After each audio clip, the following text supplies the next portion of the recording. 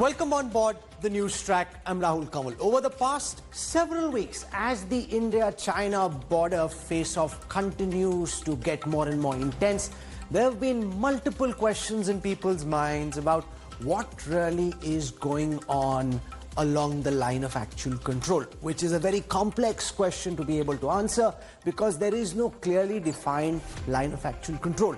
So what the India Today open source intelligence team did is that we worked with really high quality open source intelligence experts who are experts on maps, and what we're going to do over the next about 40 minutes is explain to you in great detail. I'm just giving you a sneak peek, not getting into the details just at this moment. We'll get into them in a moment and explain to you in a manner that you haven't seen so far what is going on along the line of actual control. We'll take you to the side of the action. If you spend about 15 minutes with us, at the end of it, you will have a clearer picture than you've had so far about what's going on. And that's really what we'll stitch this entire conversation around.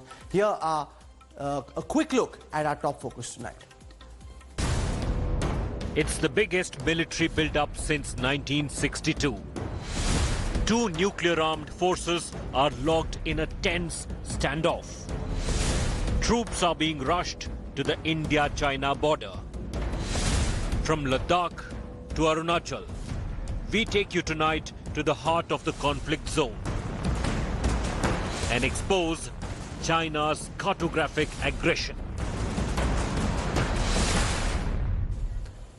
What's very clear is that while the Chinese are talking about diplomacy and disengagement, on the ground, the disengagement has been very partial. There is a massive build-up confirmed at the highest levels of the Indian military establishment that there's a bigger build-up than 1962 taking place all the way from Ladakh, going all the way down to Arunachal Pradesh in India's east. That's 3,488 kilometers long. And we are going to go so deep today to help you understand the real situation on the ground using the kind of technology, the kind of cartography which hasn't been seen on TV. But first I want to show you what the Army Chief said in an interview to India Today. This is at the Indian Military Academy passing out parade, where under very different kind of circumstances, a new batch of IMA cadets was inducted into the Indian Army, and the Chief sending out a very firm message that there is no reason to be concerned, that the Army is well and truly on top of the situation and that they will ensure that every inch of Indian land is protected. Here is the Chief's message. From Galwan Valley in Ladakh to Arunachal Pradesh in the east, through Uttarakhand in the middle sector, it is the biggest build-up by the Indian Army and Air Force post 1962 to counter any Chinese adventurism.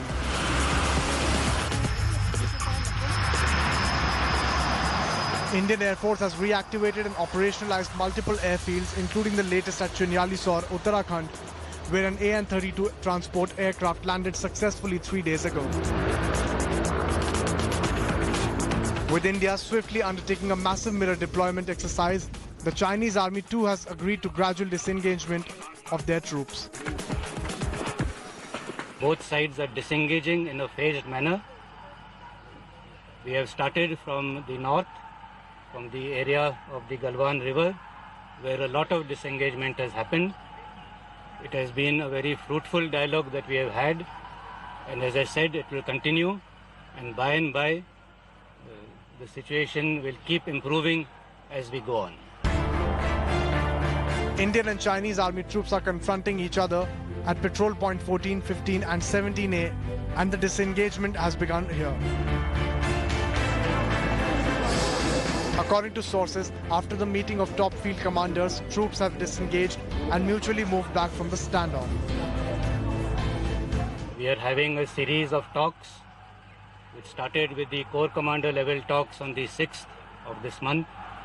This has been followed up by a number of meetings at the local level between commanders of equivalent ranks, and as a result of this, a lot of disengagement has taken place. The confrontation remains eyeball to eyeball around Finger 4 on the north bank of Pangong Lake, where the Chinese troops are learned to have dug and are preventing Indian soldiers from patrolling up to Finger 8, India's LAC. Chinese Communist Party mouthpiece The Global Times put out a report of newly manufactured upgraded 155mm towed howitzers being rushed to Tibet in the wake of the current standoff between India and China.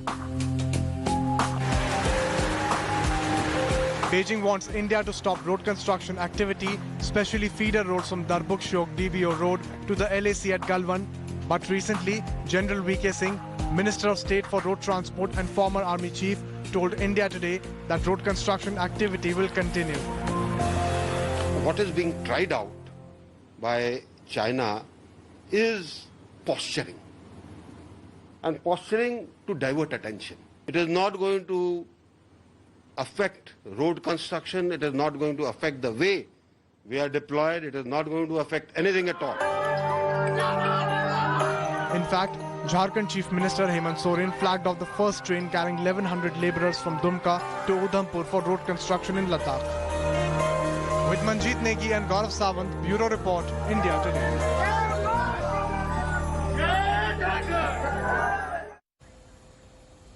There's been so much focus on the Galwan River Valley, and the fact is that most people who are watching this broadcast at this time don't really know what that means. Those who've served there or those who are strategic affairs experts understand the lay of the land. Most of us don't. So what we did is we spent a lot of time over the past several days trying to get a full sense of the lay of the land.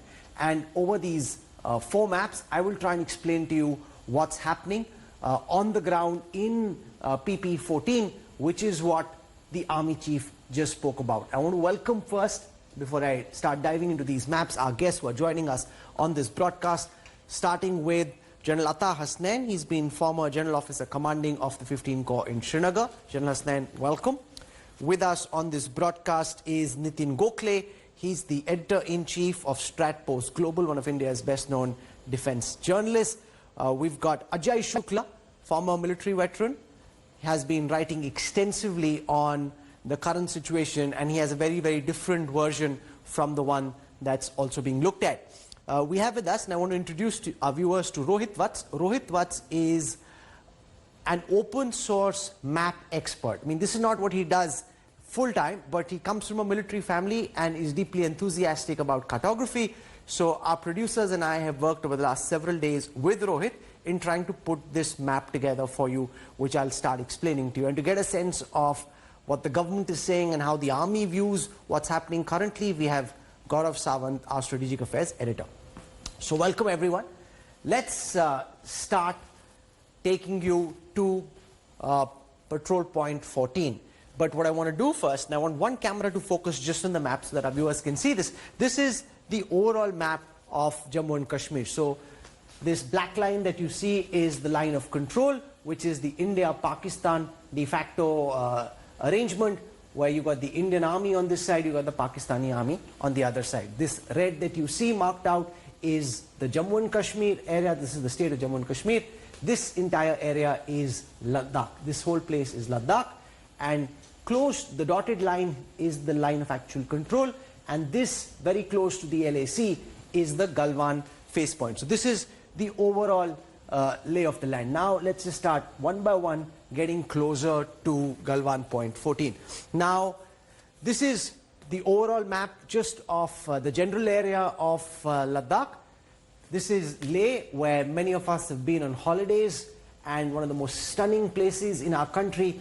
As you drive out of Leh, this is the Hemis Monastery. If you've seen lots of Bollywood films, or if you've been trekking around here, you would have seen Hemis Monastery, one of the most important monasteries of Ladakh. So this is the road that goes via Hemis towards Darbuk. Now Darbuk's been in the news because it's from Darbuk to Daulat Beg Oldie along the Shok River that the road runs. It's the road that the Chinese seem to be unhappy about. It's called the DBO road. So it's a 323-kilometer long road. It was commissioned it's been in the making for more than 10 years, but it was commissioned last year, and it runs along the Shok River in several places, and that is what it seems, at least from many accounts, the Chinese are upset about. This blue that you see is the Galwan River, And here is the confluence point of the Galwan and the Shyok River, and a lot of the action currently seems to be happening there. So this is just the broad area. In case you're wondering where Pangong is, which is what we showed you in our previous set of maps, this is the Pangong Lake. So means lake, so this is the Pangong Lake. So that's a broad sense. So from Leh, as this is where the Darbuk, Daulat Beg Oldie Road starts from. It goes 323 kilometers to subsector north, and this is where Galwan Point 14, Patrol Point 14 is. Let's go in further and closer. Okay, so here it is. Now, what you saw earlier, the road, this now is the road, the black and the yellow, going all the way up. Here are two bases manned by the ITBP. Now, of course, there's a lot of army that's been sent to the area, but this is ordinarily they are Indo-Tibetan border police bases. What you see in the blue is the Galwan River. Along the Galwan River, and I'm not certain till where, and we'll ask the experts, this is Chinese have built a road. There is a 2016 satellite map which we have access to, which says at least till halfway along the river, there is a Pakka Chinese Sadak. Now, they definitely got a track going further, but they definitely have a metallic road coming a long distance along the Galwan River, coming fairly close to the line of actual control. So beyond that, there is a track on which their vehicles have come in, and what's happened essentially, and this will help you understand where we are at right now, what's happened essentially is that the Chinese along this track have come till the line of actual control, which is PP14. Now you would remember in the maps that we showed you in Pangong that there were two perceptions of the line of actual control. Here there aren't two perceptions, there's only one perception because it's never really been disputed. India accepts this red line to be the line of actual control, China accepts this red line to be the line of actual control, so there really isn't any confusion, at least so far. What the Chinese have done is they've come and they've planted themselves very close to Patrol Point 14, and we'll ask Ajai Shukla and Nitin A Gokhale about their differing perceptions of where the Chinese are at this moment.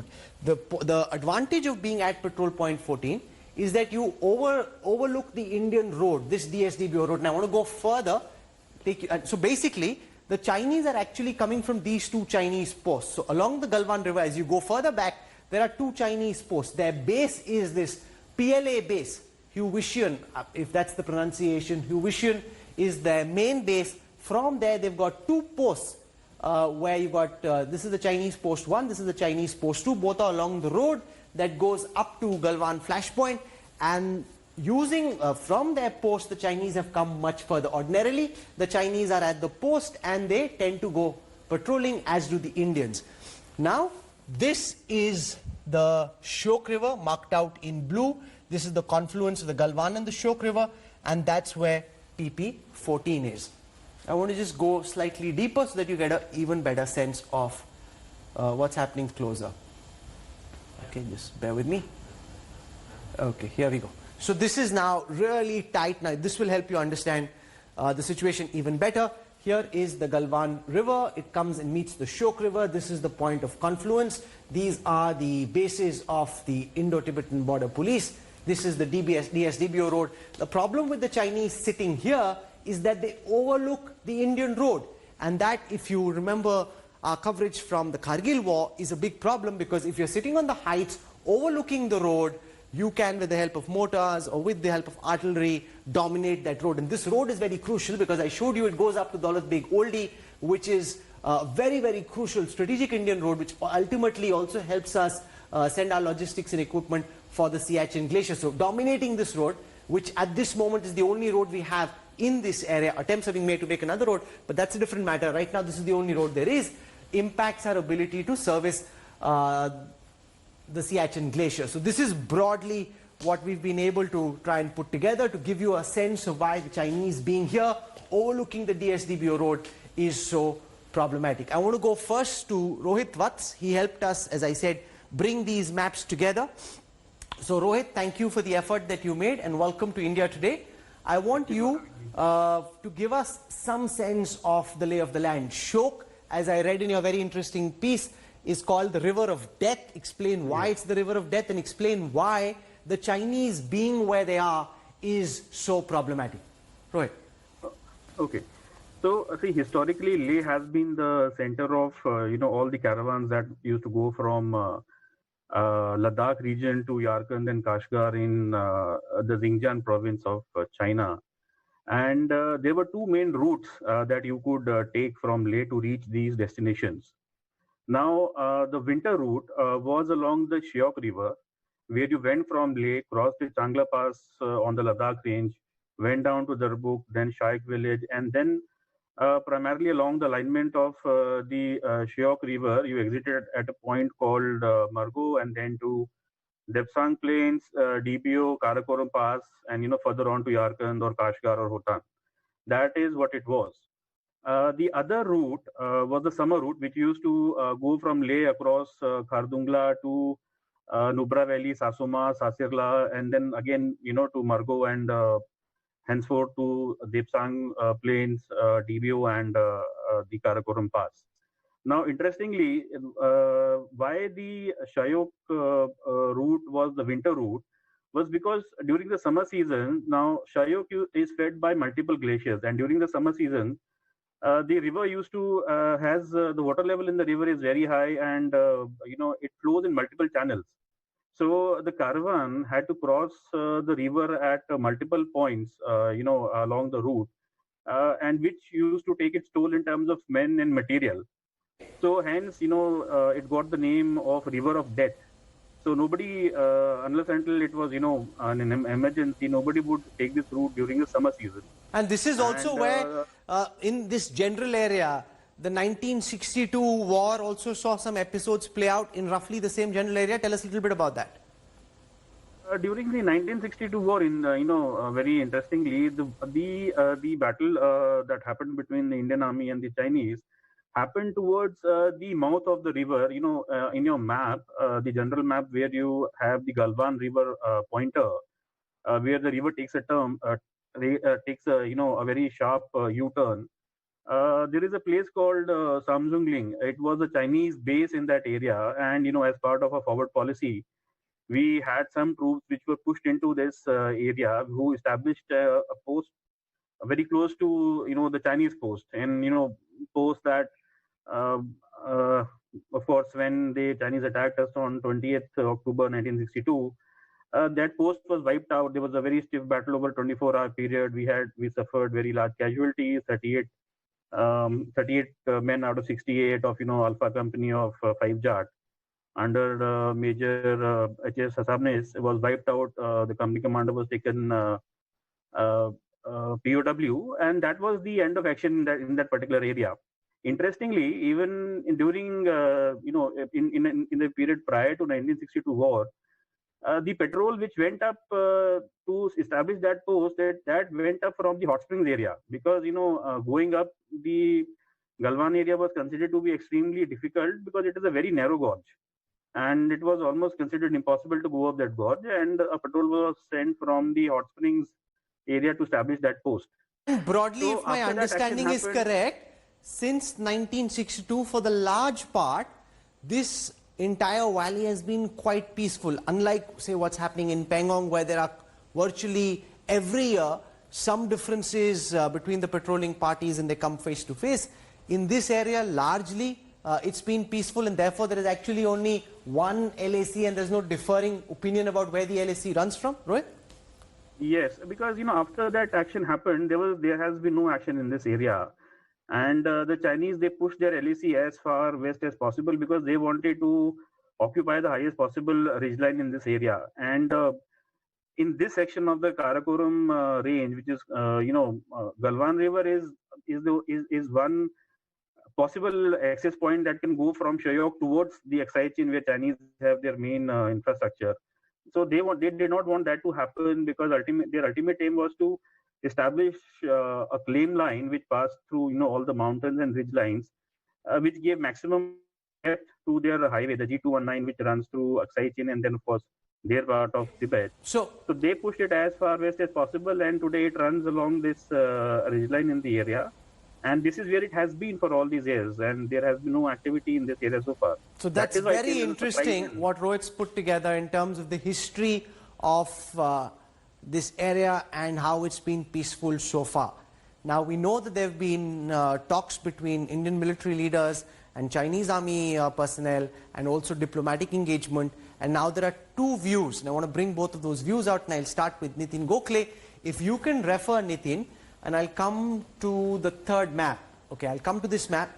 Broadly, with reference to the map, if you can give viewers a sense of where you think the Chinese army is at this time, I'll then point that out on the map. Then we'll go to Ajay, and then we'll bring in Janlata Hasnain. So, Nitin, over to you. Try and explain what your information is about Chinese deployment, the Indian deployment at this time, and what's happened post the talks around de-escalation. Nitin. Well, Rahul, I can't really see what map you are showing because we are on Skype. But I'll just give you the general sense that I have and what I have been reporting is that the Galwan post of the Chinese, which is in depth of their side of the line of actual control, has been there in perpetuity. The Chinese have been manning those posts, that post. And from that point of their post to Petrol Point 14 is what the road that they've been trying to build, a 21-kilometer road. 14 of those kilometers are completed and 7 kilometers are remaining. So they come up to a Petrol Point 14 in a strength of say 50-60.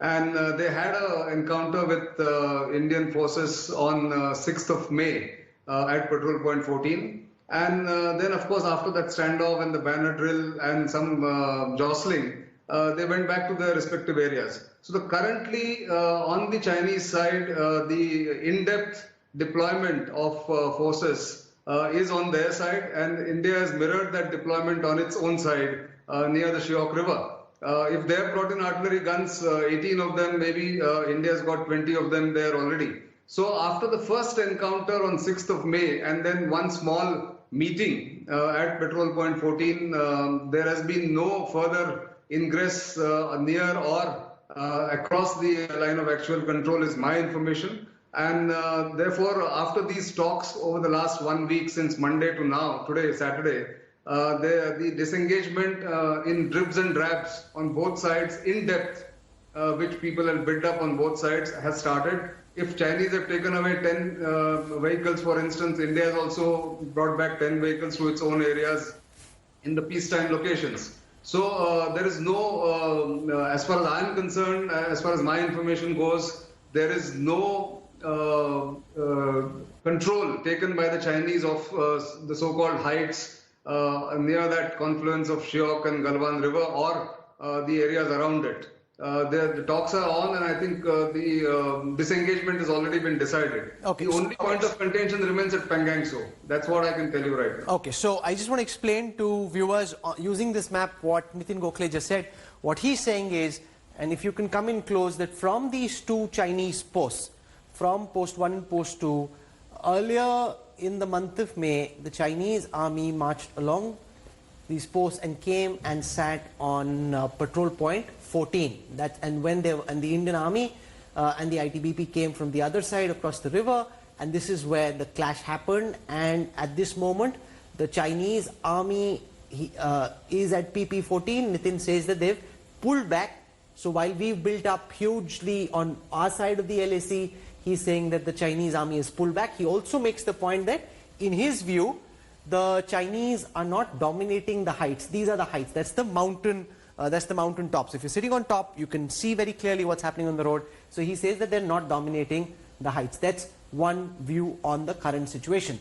Colonel Ajai Shukla, if you can share with us the other view using the same reference points, and then we'll try and explain to our viewers the other view of what's happening currently in the Galwan flashpoint. Colonel Ajai Shukla. Okay, Rahul, I will cite in support of what I'm about to say, what the army chief himself had to say today.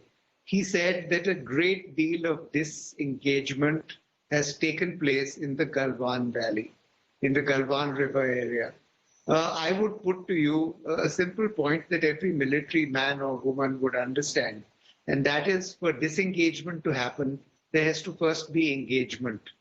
If the situation was so calm and peaceful, as has been brought out earlier, that the Chinese are sitting on their side and the Indians are sitting on our side of the LAC, what is the need for disengagement?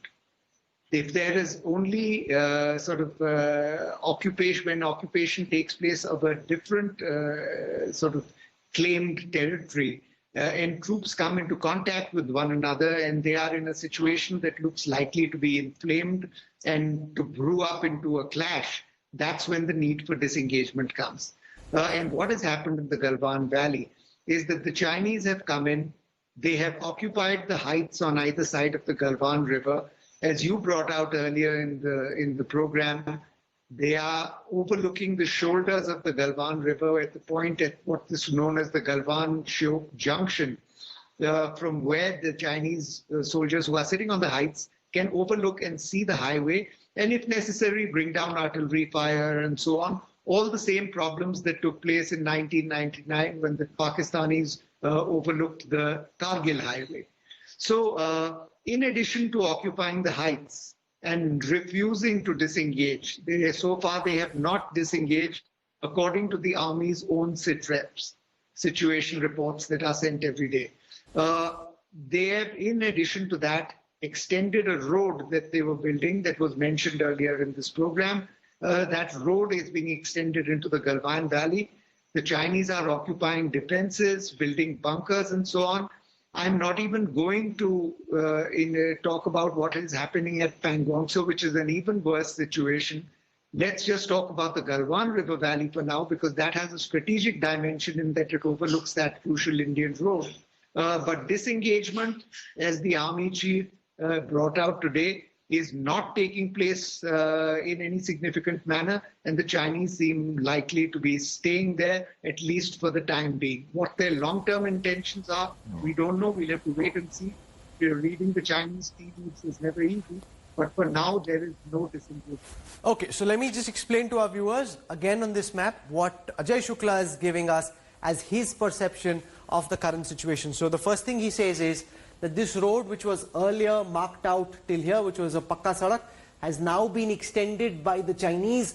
We're not certain of whether it goes all the way up to PP14 or quite close to where the confluence happens, but it's most certainly been extended, using which Chinese forces have come in. He's saying they've built fortifications, they're sitting on the heights of the Galwan River Valley, which means they're overlooking these two Indian posts. So just think of it, if you try and visualize, if you're on the heights, you can open fire. If there's an Indian convoy passing through, which goes on the DSDBO road towards Daulat Beg Oldie, they can open fire and stop movement. And that's the problem in this area. So he's saying they've marched much further along this axis and currently are on patrol point 14, where Ajai Shukla says only very minor disengagement has taken place. So this is where I want to go across to General Atta Hasnain, by far one of the sharpest military strategists in our country. General Hasnain, we're hearing two very differing opinions. I can hear you perfectly, yes. On the first side, we've got one perspective which says that, there's been a significant amount of disengagement. You've got another perspective which says, well, that's actually not the case. Don't listen to what the Chinese are indicating. See what the ground reality is. Using what we've put out in these maps to our viewers, can you give us your sense of how you are reading the current situation, General Hasnain? Rahul, first of all, I can't see the maps clearly, but that doesn't matter. One can use one's military sense to just apply that there.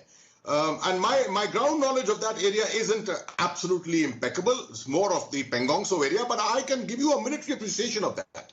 If the Chinese have come there into the Galwan Valley area, into the Galwan River area, and have never come there before, and there is no issue of which is in contention there, they have obviously come for a purpose. And that purpose was the fact that the Daulat Beg Oldie road, the DBO road running from Darbuk, was irking them. Why was it irking them suddenly now? That's a different issue, but it's been in the making for the last 10 years. Those are other strategic issues involved there. But the fact that they've come there, they've come to project, they've come to establish some kind of a threat and give a strategic message that this road is not something which is easily acceptable to them. So obviously they will do something which will give them a level of domination, observation. They will move their guns into the areas which are within range to generally carry out an exercise of sorts to establish for themselves also that they are capable of domination of the road. So to that extent, I agree with Ajai Shukla that definitely the Chinese came with that intent. They came with that intent, but my information today tells me that the disengagement is on. And I would agree with Ajay to say that the disengagement is only there because the engagement was so intense. It was not so intense. The engagement was there, definitely, in the sense that there was a projection going on. There was no direct firing going on. There was no contact going on. And disengagement can take place to ensure that none of these things happen, that the two forces are separated, there's a separation between them, and that can happen slowly over a period of time. And I think that is exactly what is happening at the moment. The only challenge before us is there is nothing which is verifiable. It is whatever within our observation range, that is there. Satellite imagery is all there. I'm sure it is being done through that. But definitely the Chinese are not there to move back in a hurry. They are definitely there to continue ratcheting up tension, not tension exactly, but sending home up messages. And in conjunction with what is happening in Pangong the Fingers area, the pressure which will be there in Galwan along with what is there in Pangong will ensure that they get a better deal at the negotiating table whenever GOC3 decides to sit and meet and talk to them, which is what he's been doing in the last, I think, couple of days. So that's my reckoning at the moment. I think the Chinese made a point. They made a point and they came forward primarily to create a threat, a situation of a threat, and are willing to go back, disengage now, but they will do it very, very slowly over a period of time after they have actually are very, very clear in their minds that the message has been conveyed considerably to India. But so you're talking about a message, Gaurav Sawant. You've been speaking to multiple sources who are deployed in this area and also at army headquarters. What's their sense? What is it that the Chinese, who are ordinarily so non-transparent, what's the message they're trying to send? Because the kind of government that there is in place, the last thing Narendra Modi will want is for the perception to go out that somehow he's bowed before the Chinese just because the Chinese threatened him and our country. Rahul, when I interviewed General V.K. Singh, Minister of State for Road Transport, he was very clear that road construction will happen, and it's not just this 255-kilometer road, but the two shoulders, the two arterial roads which go right up to the line of actual control. That is what the Chinese are very upset about. They were also upset about this Colonel Chivang Rinchen bridge, which makes this an all-weather road, because that's where India is catching up tremendously on infrastructure build-up. Rahul, India is not one. As Nitin Gokhale was pointing out, if they've got 18 guns, we've got 20 and more.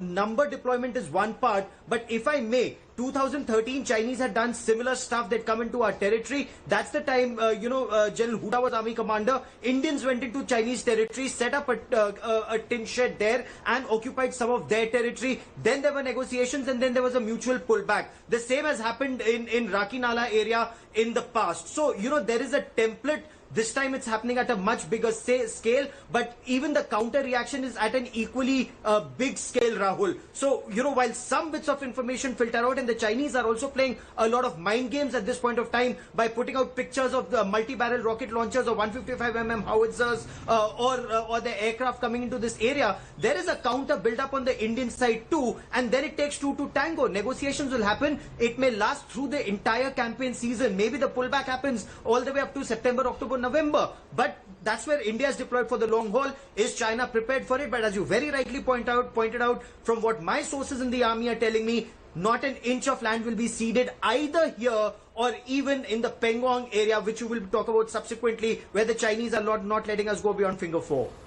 Okay, so let me now get to the Pangong area and explain to our viewers what's happening in Pangong, because that's where, when we talk about an inch of territory being ceded, that's where the difference in perception really comes out. So this is, again, the overall map. This is Pangong, and I'll just go deeper into where the current confrontation is taking place. So first, let me show you the general lay of the land. This is the entire Pangong Lake. It's about 5 kilometers at its widest. It's about 134 kilometers in length. China controls about 2/3 of the Pangong Lake. This is the south bank of the lake. This is the north bank. The current confrontation is taking place in Finger 4. So you've got 4 fingers this way, you've got 4 fingers that way. And I'll just come further and show you on the next map what's happening in Pangong at this moment. So just give me a second. Here we go.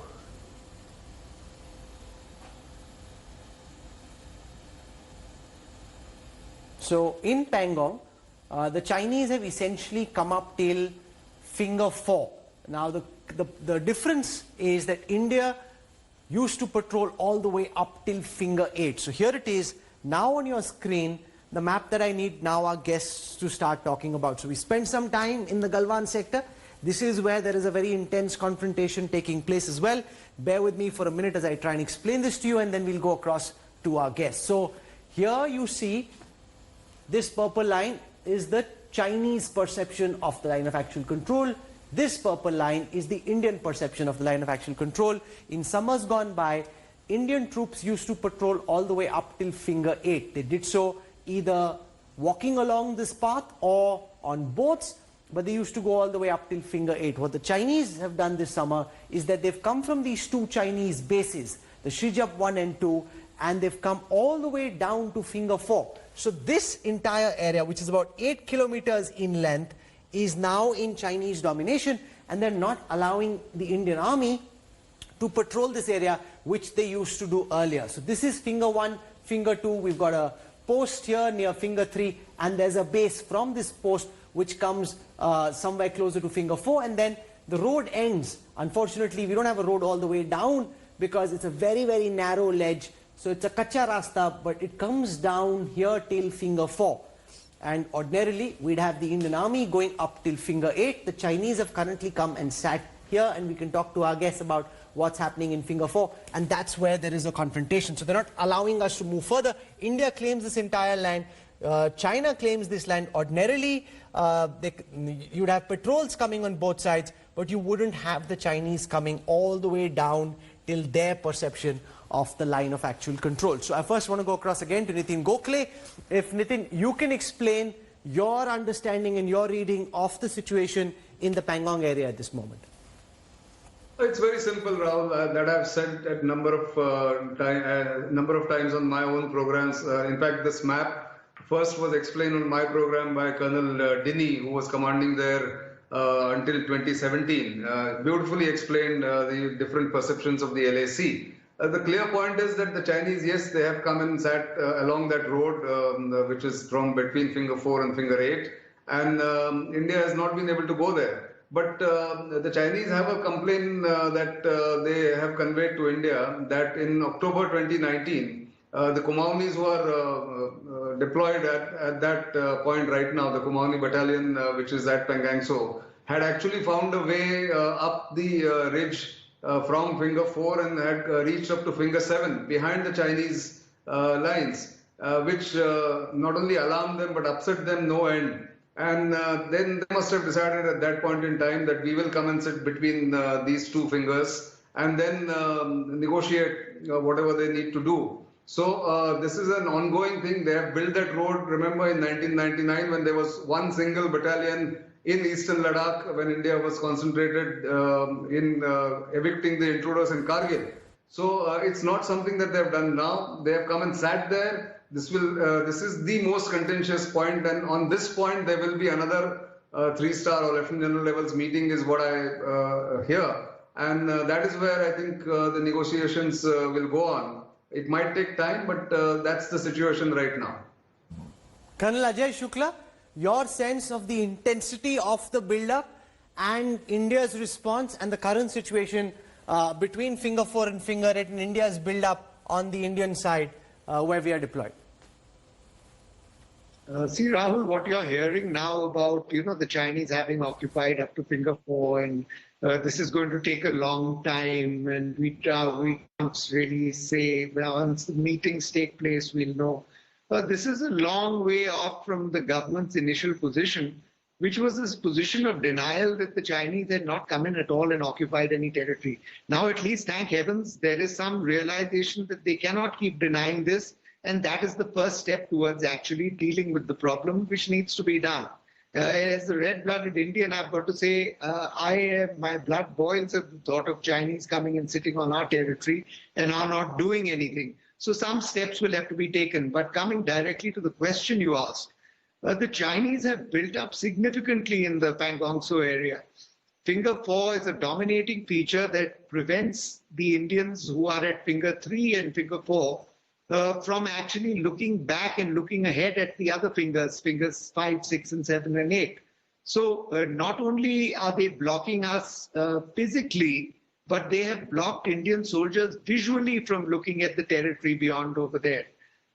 This is territory, mark you, that for decades has been patrolled by us, and Indian patrol has been going to a patrolling point on finger 8 and actually seeing. Now, apart from the road that they are extending into this area, into the finger 4 area, the tops of the fingers, where the mountains, the spurs run upwards up to a very high dominating feature, these are called green tops.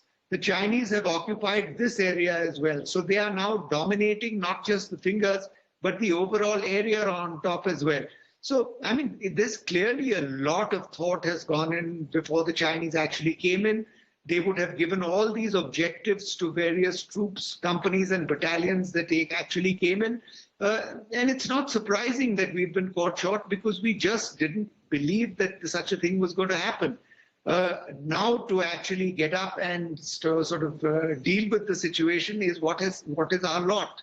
But we're going to have to do it. I agree with much of what Nitin Gokhale said in terms of the geography and the topography that he described, and that's how it is. General Hasnain, the one question that people would have in their minds is, if the Chinese have come and India says that the Indian boundary is here along this part of the line of actual control, and the Chinese have come all the way down from finger 8 till finger 4, why don't we throw them out? If they're sitting on our land, if this were Pakistan or some other country and China was sitting on our land, it would be completely unacceptable given the position that we've taken in the past when there was a terror attack in Uri and Pathankot. How is it that we're sitting? What are India's options? How do we ensure that the Chinese go back to where they came from? Rahul, that's a very good question, no doubt. This is not something which is new, first of all. And this is something which has been happening for years. I commanded my battalion here at the time which Nitin Gokhale says, when there was a single battalion in the Darbuk, Tangse, Chushul area. And that was my battalion in the year 1995, I remember. And this was a problem even that time. And it was difficult for us to be able to go and patrol to those areas of the fingers which we were claiming. So it's something which has a historicity behind it. It is something which has gone on for very long. It's not that all of a sudden something has developed and therefore we need to jump into it immediately and start some kind of a situation by which we start evicting the Chinese from there. If you are willing to sit down and negotiate, so be it. But keep your powder dry. And if necessary, then retain the capability to make sure what you want to do, you have the capability to do it. But the more important thing which I would like to highlight to you is, why are the Chinese so touchy about this area of the fingers? You see, from an operational angle, we have discussed so far only the terrain part of it and not the operational angle. The operational angle you want to remember is that if India is occupying, the Indian army is occupying right up to finger 8, which is what our claim line tells us, then virtually the opening into the Pangong into the lake, and the effort or the capability of the Chinese, the PLA, to jump across the lake into the southern part of what is called the Charlie 1 axis on our side and dominate that becomes highly incapable. They're not capable of doing it. If they continue to occupy till finger 4, come further south this side and restrict us to finger 2, then we don't have that capability to prevent them, to stop them. The second thing is, on the northern bank of the Pangong Tso, there are approaches leading up to the higher reaches. The northern portion of the Pangong Tso lake from looking northwards. The approaches from there are along these fingers too. If these fingers are in our occupation, all 8 fingers are in our occupation, the Chinese have a very, very difficult possibility of even approaching through that direction to those very famous passes called Anila, Maskimikla, and other passes there. So these are the operational reasons, and this is the reason why this area has always been such a very sensitive area. I don't think we are at the moment ready to actually start a war. Because you see, you must remember, there's not been a shot fired here. Whatever jostling has happened, whatever has happened, injuries have taken place. But as you propose that If the land has been lost, if some territory of Indian territory has been lost, we should go and restore that Indian territory. That can only happen with a proper operational plan, which will involve some amount of artillery firing and some amount of small arms firing. Are we willing to take that risk? I'm not so sure about it. It has to be a political decision. But that essentially means going to war with China, and whether in the middle of a pandemic that's what we want. But remember, the one thing that's very clear is if China doesn't back off, and if the army is required to fight, everyone we've spoken to in the army send out a very assuring message that if push comes to shove, as General Malik said, the former army chief said during the Kargil war, the army will fight with what it has, and we'll ensure that we give the Chinese more than just a bloody nose. Rohit Vats, very quickly in conclusion, some context of the history and the topography of the current confrontation in the Pangong area.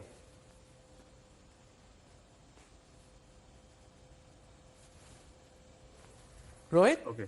Yeah, I can hear you.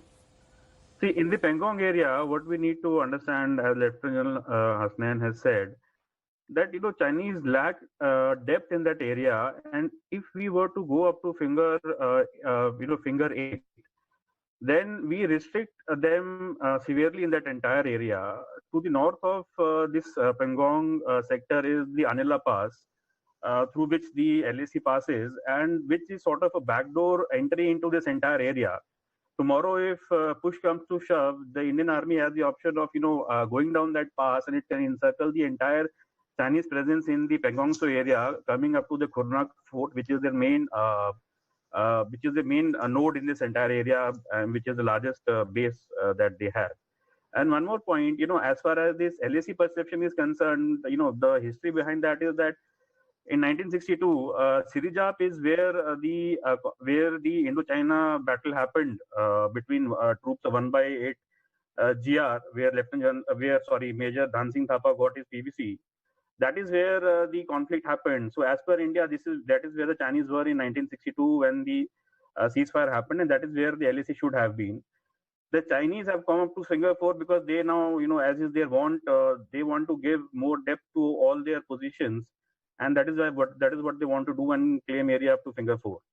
So this is where we are. And I have one just small point, short of going to a full-scale war, I think we can also play by the Chinese, playbook and go for a counter, occupation of areas which are on the Chinese side.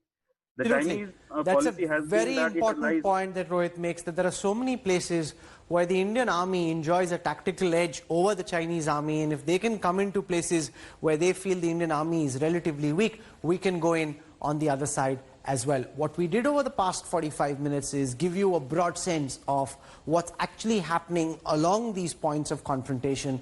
I hope you're slightly clearer about the situation on the ground than you were before this conversation started. I want to thank once again Rohit Vats for helping us put these maps together, and Nitin A Gokhale and Ajai Shukla have been coming out with different perceptions of what's happening, and General Hasnain for joining us with his perspective. Gaurav Sawant and his team will continue tracking the story very, very closely for us. We're slipping into a break. We'll have a lot more for you. We'll keep following up on this story, trying to add more maps, more contextual